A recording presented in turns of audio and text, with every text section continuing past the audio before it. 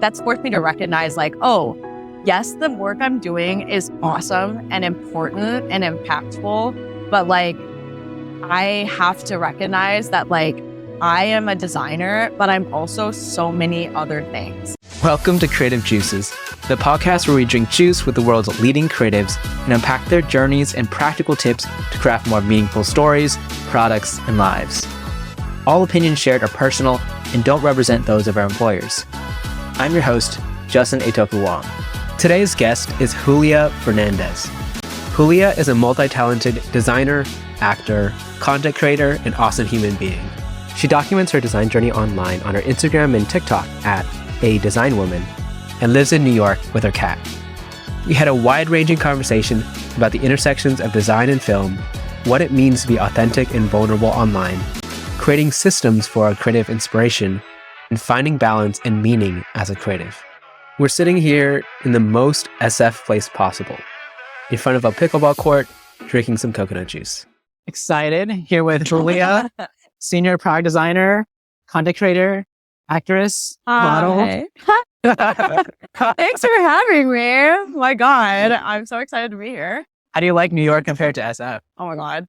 Okay, so I feel like it's like hard for me to say like, oh, one's better than the other because I feel like both places are just so incredible in different ways. Yeah. I think for SF, I absolutely love it because a lot of my family's here, like a lot of my friends are here, and I love when if you want to go out on hikes and like do nature-y type of stuff, SF is the way to go.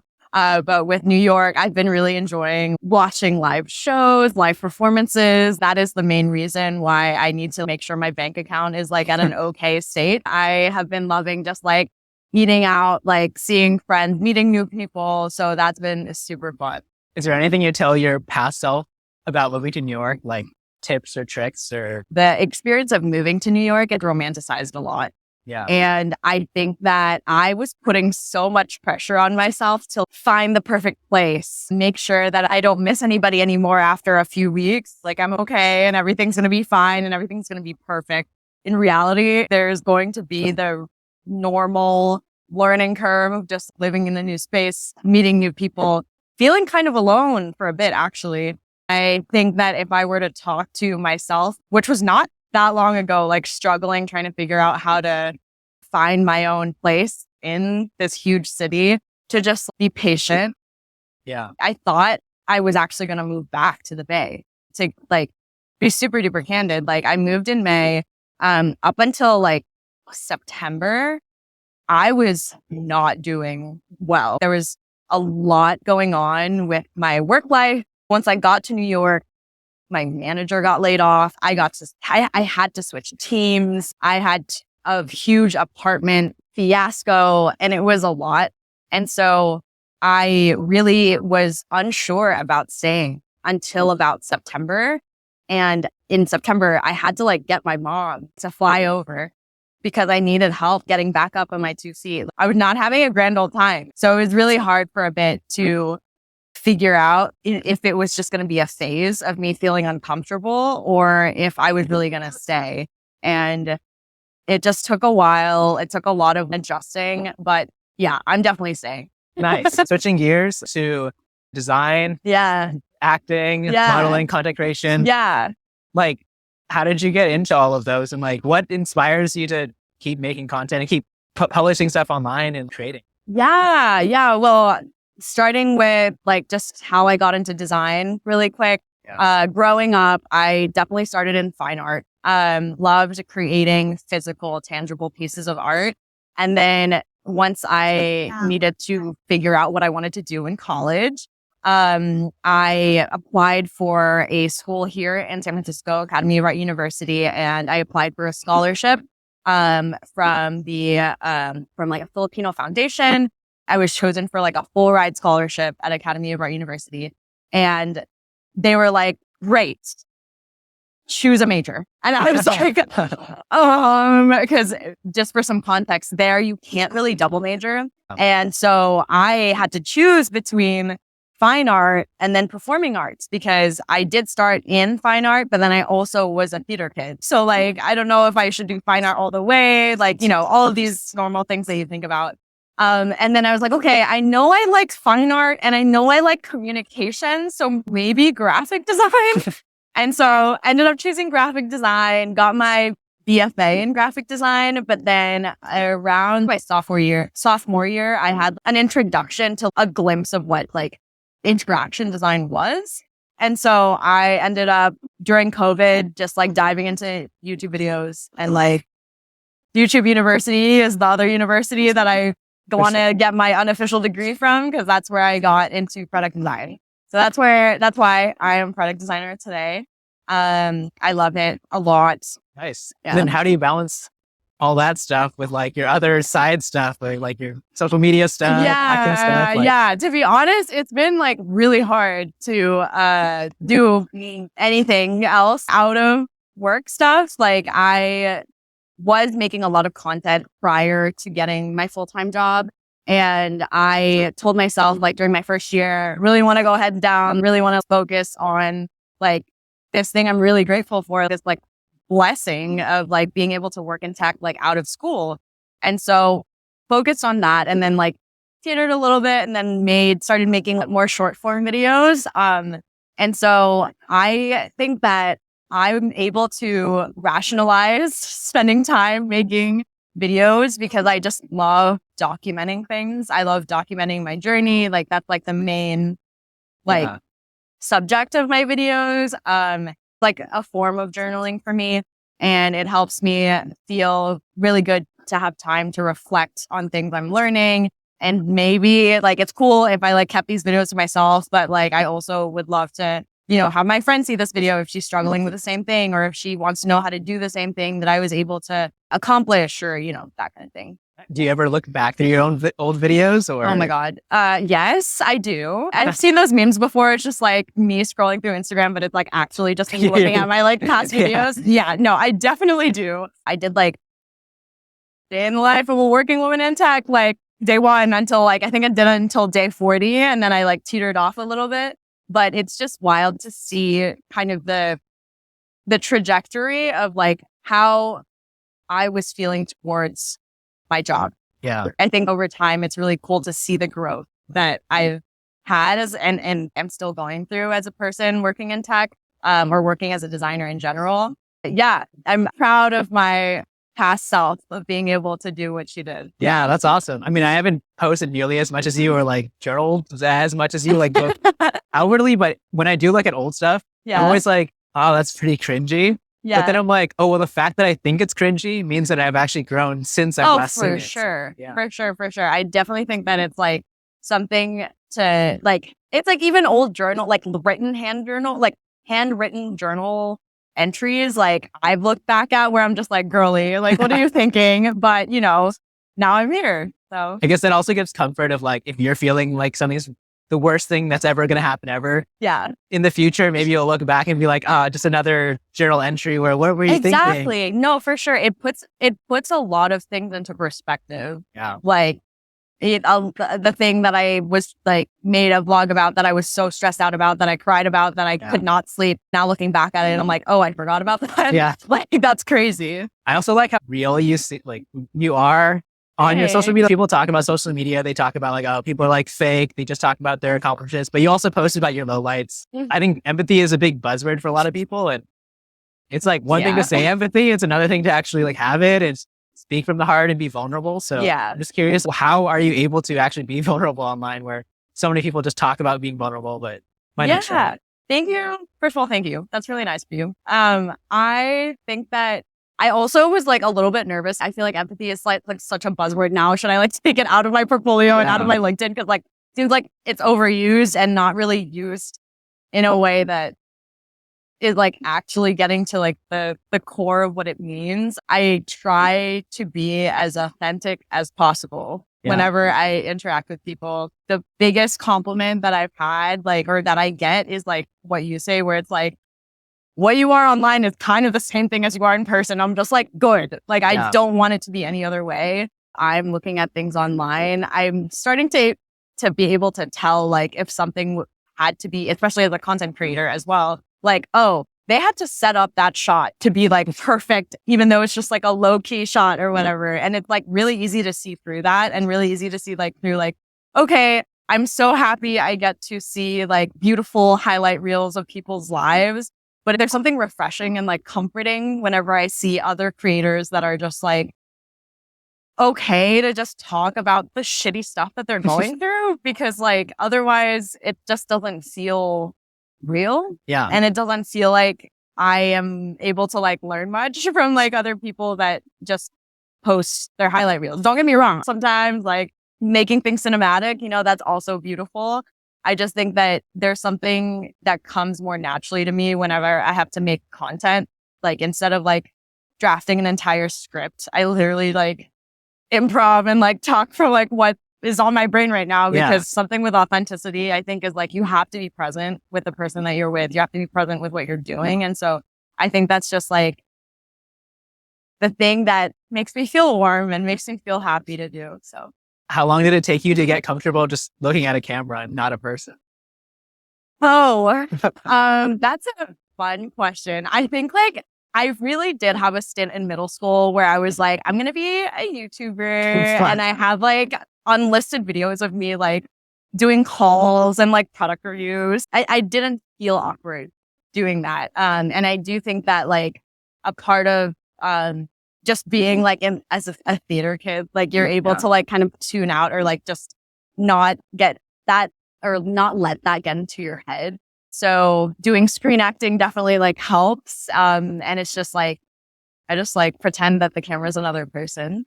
Yeah. That's smart. I mean, yeah, with theater, like you can literally be talking to like an object and pretend it's a person. Correct. Do the same thing with a camera. Yeah. Yeah. You talked about how you're trying to decrease burnout in your own life. Is there anything that could help other designers who are also maybe feeling down or uninspired? Yeah. Yeah. I think something that is really hard for me, I'm still learning how to do it, is just to be a little bit more detached from the design work that I'm doing, which is hard because product and graphic design are my passion, right? Yes, the work I'm doing is awesome and important and impactful, but like I have to recognize that like I am a designer, but I'm also so many other things. TMI, but like whenever I start questioning my identity, I literally get a piece of paper, put my name on the page, and then do this like exercise, like a mind map exercise of like, who am I? Like, what things am I? Because, you know, usually I'm just like, oh, designer, like whatever's on LinkedIn. So like designer, like content creator, and then like actor. But then I'm just like, okay, but what else? I'm a daughter.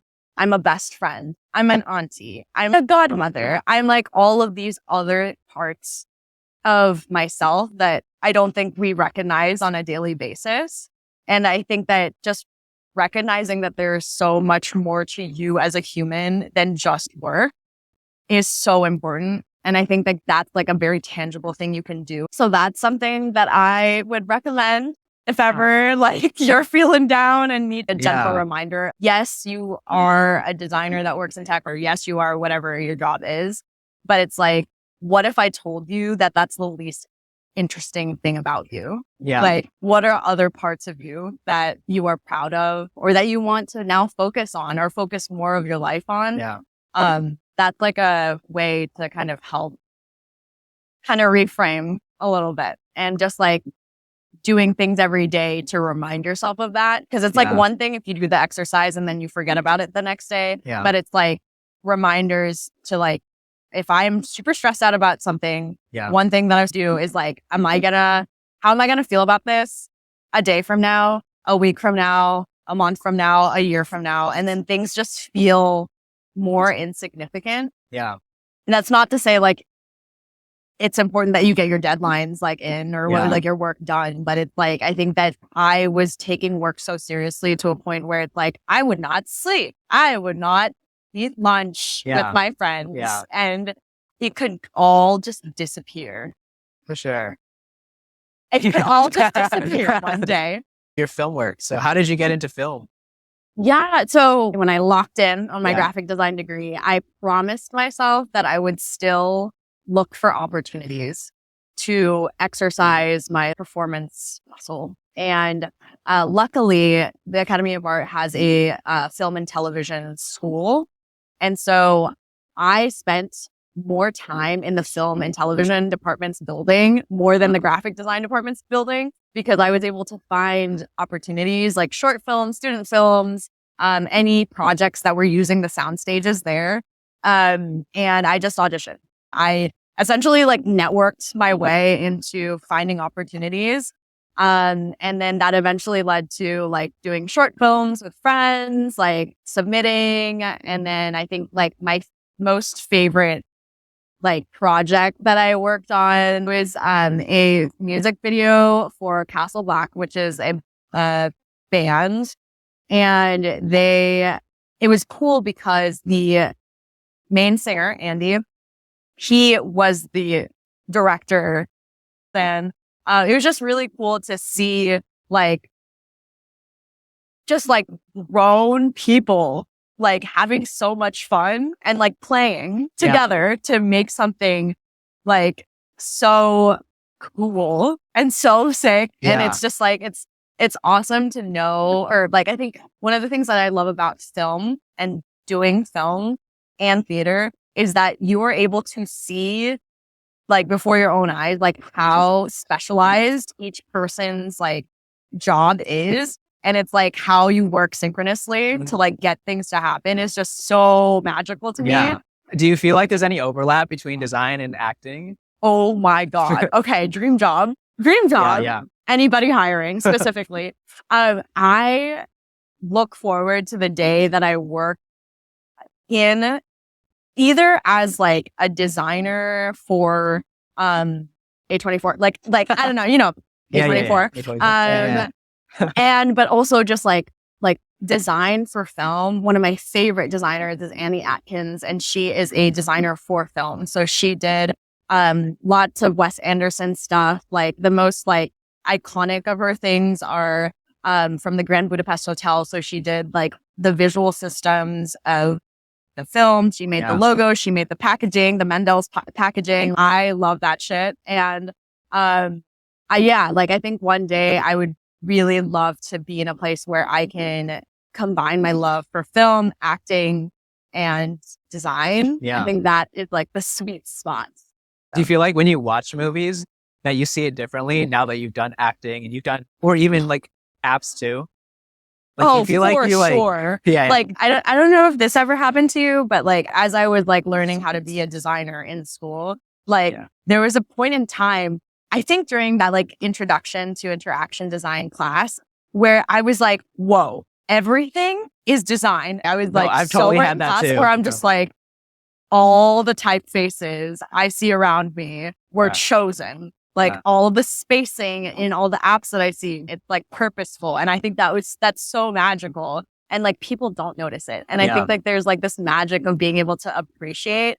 I definitely feel like I have a heightened appreciation for design and performance. And it's like in some ways there's more like it might be a stretch, but like there's empathy in like when you feel that if like a live performer is nervous, like you can feel empathy for that. Like if there is a design that like if there's a bug that you see online, you're like, oh, I'm sure they're trying to work on that. You know, like it just helps you it helps you notice things a little bit more. I have a fear of ending up as like a person that lives their life on autopilot.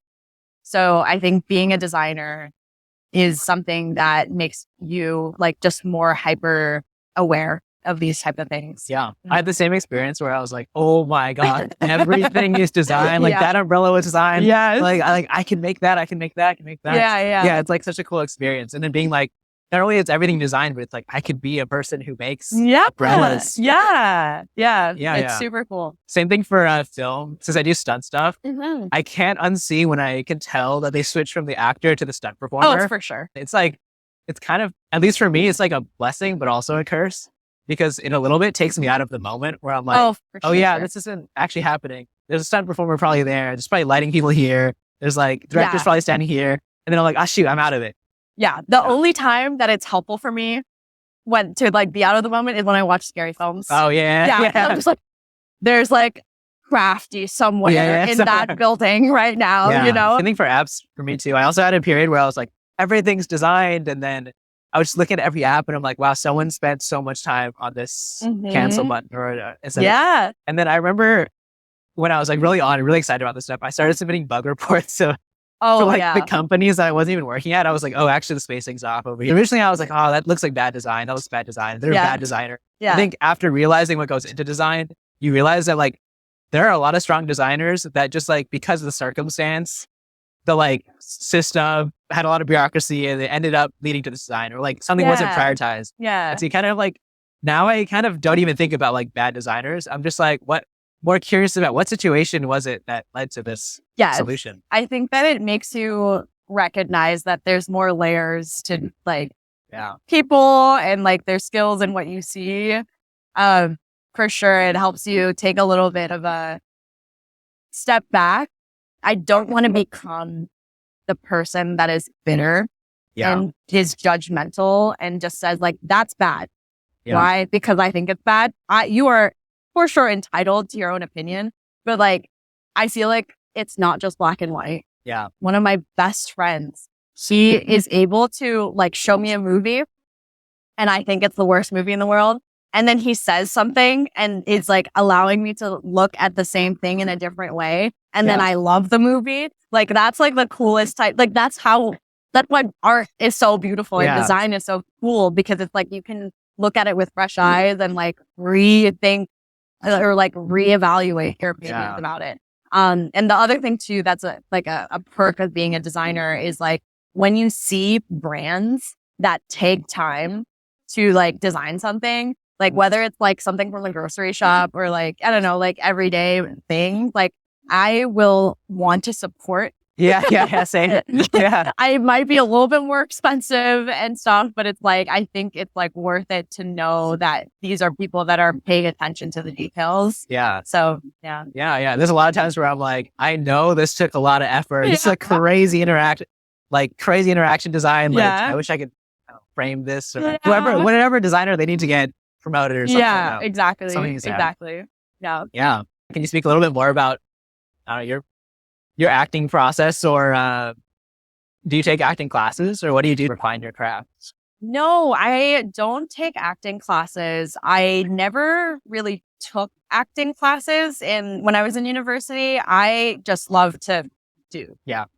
And I think the class and the exercises for me come with like actually like trying out like and reading and just practicing auditioning. I think it's really cool to have that interaction when you get notes and then on the spot, you have to be present and really try to like answer to your notes. To be honest with you, any like dream projects that you would want to work on acting wise? There are definitely like people and like production companies that I'd want to work at. I'm just like a A24 gal. For my 24th birthday, I had an A24th birthday party where all my friends surprised me and dressed up as different A24 film characters. So I'm like pretty deep into that. Greta Gerwig is like one of my favorite directors. Like I have a ton of other like people that I'd want to work with, but like I think that it would be cool to work on an independent film. I just love like the closeness of just even a short film and like the films that I've done with my friends. Like I think working on an independent film would be really cool. Do you feel like you have enough balance of doing both art and kind of design work? That's a really good question. I think one of my resolutions this year is to make sure I have more of a balance of making or of designing and creating for somebody and creating for myself.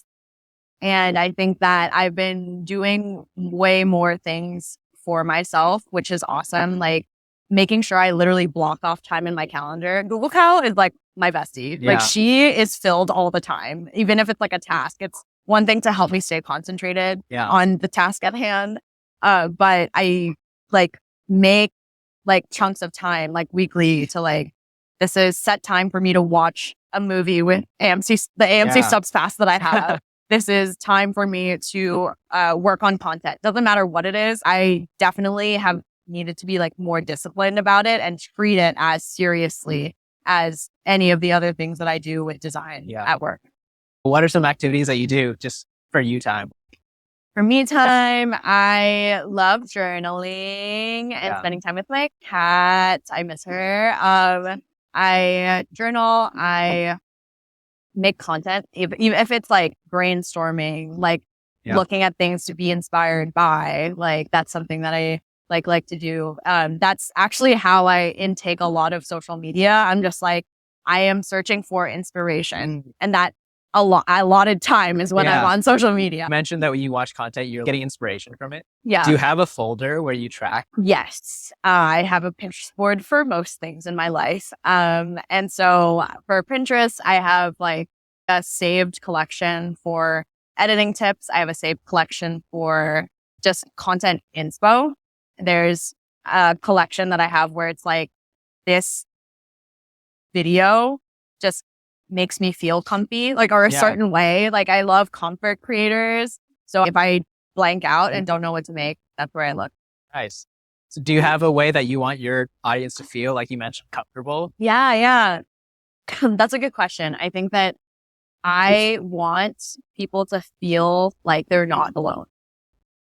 I want people to feel seen, heard, and not alone. I think that it's like, whether it's, you know, a more vulnerable post where I like pour my heart out, or it's like literally a video of me just like being stupid. Like I am like happy to just help someone feel like they're not alone. Yeah. Yeah. And I feel like there was a point in my life where I was making a bunch of content and then I started getting very, I don't know, the publish button felt like it had a lot of stress associated with it. Mm-hmm. I feel you're pretty consistent about posting. How do you get over the publish fear? Or do you not have it? No, so like I'm surprised. Like I actually have not been as consistent as I wanted to be. Like I go through waves for sure, but I think when it comes to publish and like publishing the content itself, I just have to remind myself like it's not that serious. Like it really isn't, and it's like not an end all be all. Like you're going to, if you don't like how the post like turns out, just post it again. Like you can post it again. There's no pressure. I think relieving yourself of that pressure is great. And also one of the things that I had to experience like as a creator during my move, because I wanted to film everything. I wanted to document everything. And I have so much footage that I just have not edited, because I realized that I was filming content and documenting things in the way that I thought people would want me to, as opposed to just like doing it how I would want to. And I think a huge thing that I'm learning right now as a creator is like, am I creating this to help, like maybe the algorithm let me get to other people? Or am I actually making this and I'm like proud of what I've made and like can say that like, yeah, I'm a content creator. Because I know like when people say like, oh, are you an influencer? Are you a content creator? I'm always like, yeah, I guess I am. But the litmus test for like, if I'm okay with this post is like, if I answer that question and say like, yeah, I'm a creator. Like that's what I do. Like, here's my stuff, and don't feel ashamed about it. How do you decide when you are going to capture something versus just experience it fully? That's a good question.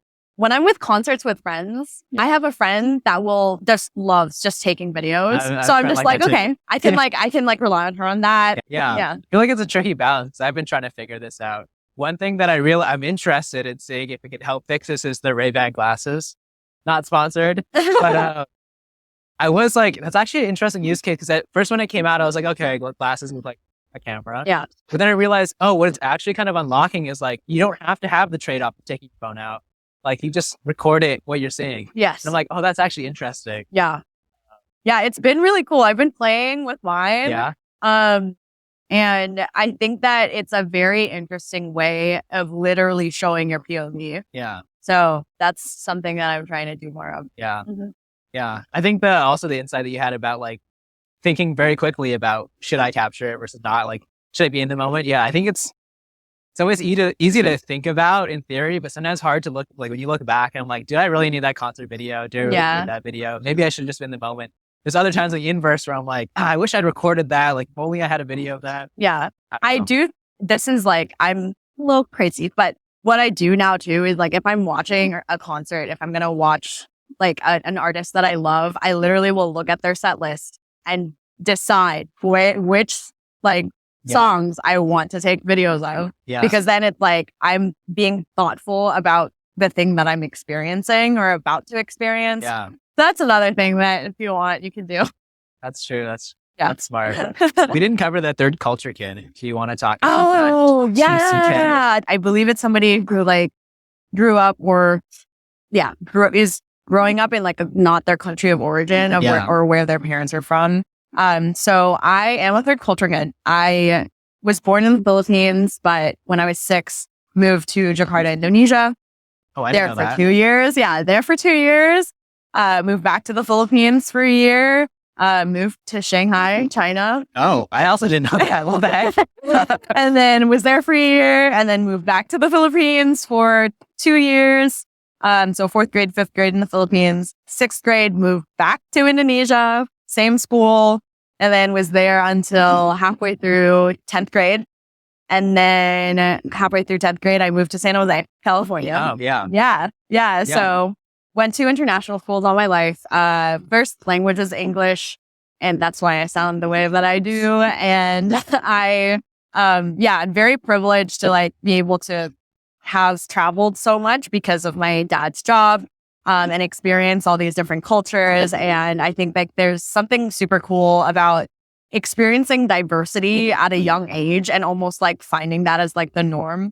When I moved to the US, actually, I had like a little bit of a culture shock in the high school that I was in, just because like there was like the political climate at that time and now, I guess, was like even just questioning people of color, But something that's cool about that is that there's like a tight knit community of international school students, like literally like in this on-site, we were having dinner and I was introducing myself to like our new engineers I've never met before.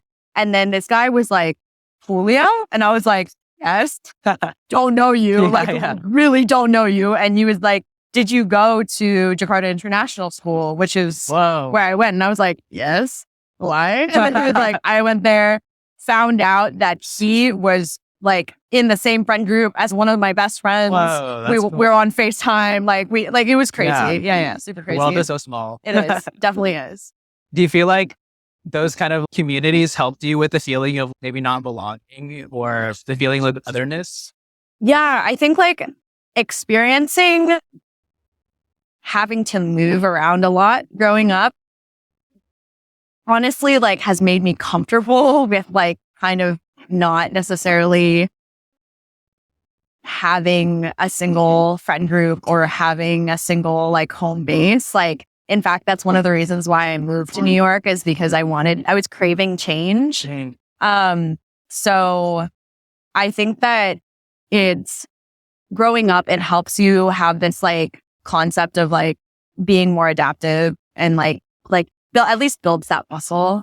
And whenever you do connect with people that have gone through the same, type of uprooting constantly, like a lot of the people that were in my school, like they were children of like diplomats. So they were literally only there for 2 years. And so every year there was a ceremony, like a goodbye ceremony, a farewell ceremony where everybody who was leaving that year would go up on stage. And that happened every year. Yeah. So I think that kind of helped me like growing up, like feel like become more adaptive to like different situations, and apply that to like other parts of my life.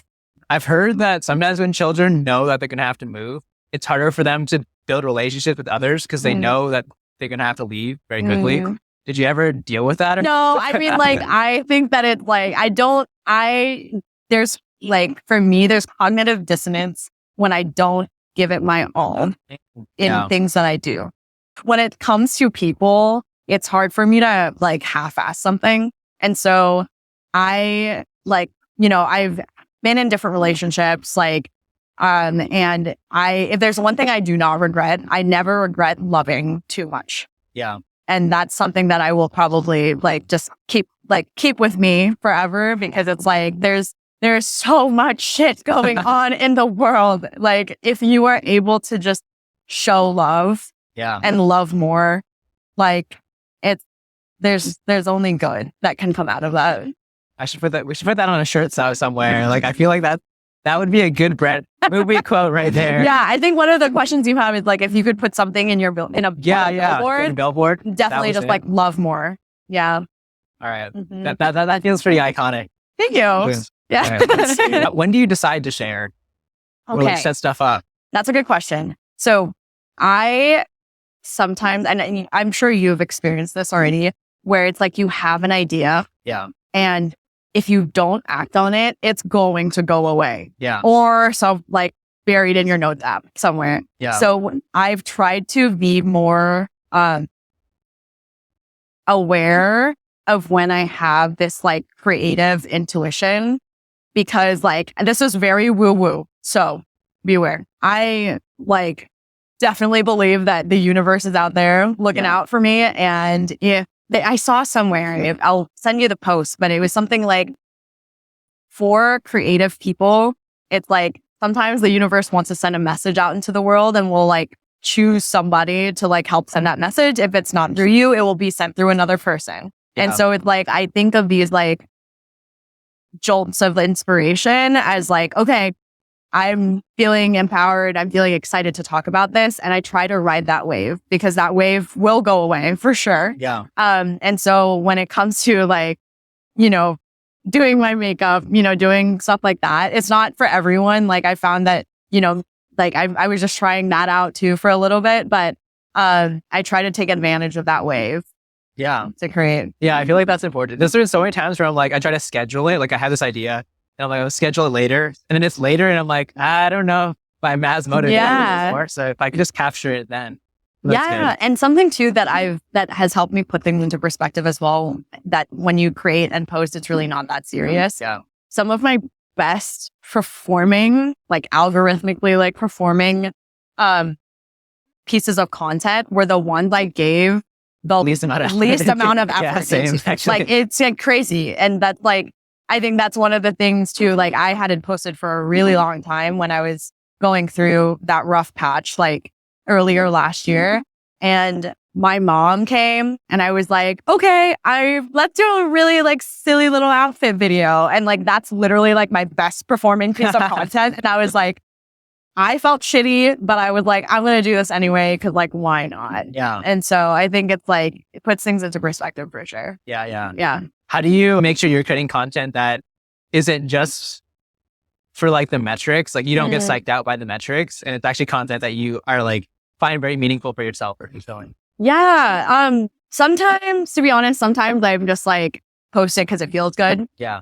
Like really just like feeling like, oh yeah, like I think this is funny, like, and I'm not going to try to think too much about it. I know that it starts going into a bad place when I start over analyzing, like, is this the right trending audio? Because this audio has 8,000 views and this audio has like more like like when I start to try gaming the system, that's when it's like no bueno, like not great. And so I just try to like remind myself, once I get into this like rabbit hole, I actually like have to pause and put like get out of the app. Yeah. Because it puts so much pressure on yourself. And then I notice like during those times, that's when I like keep refreshing to see like, oh, did someone like this? Like, is there something wrong with what I posted? Or is this not working? Cause that kind of shit, like makes you question like your actual creative, like ability to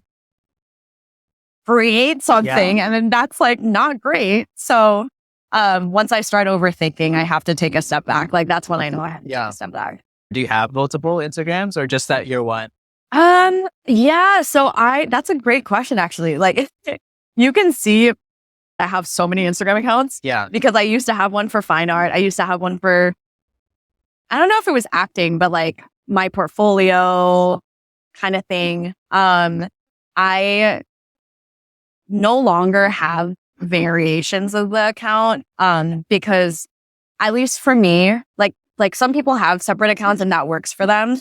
For me, I just realized that like, even though my username is literally a design woman, I am hoping that whoever decides to support me supports all of me in the same way that I don't want to just be my own cheerleader for myself if I'm a designer. Like it kind of goes back to the conversation we had about like what makes you, like not just design, not just like the one liner on your bio, like what makes you you. And I think that if people decide to unfollow me because I don't make enough of a certain piece of content, that's okay. Like it's like no hard feelings, but like I do want the people who do follow me to know all of me and not just a part of my life. Obviously, there are parts of my life that are, if they're more personal, I won't share, but like, I just want to be seen as a whole human being. And we already know that the internet can very easily just like extract parts of people's lives that people want to show out there. So, I want to be seen as a dimensional human being, basically. I like that. TLDR. I've also been doing the same thing. I actually had multiple Instagrams. And then I was like, well, one, I couldn't keep up with all the different ones. But also it was like, I want to represent myself of like my whole part of myself, not just like one instance of justice. So I like that idea of like being dimensional as a person. And then you've previously talked about mentors. How do you think about mentorship? And do you have mentors for just design or do you have it for other forms? Yes.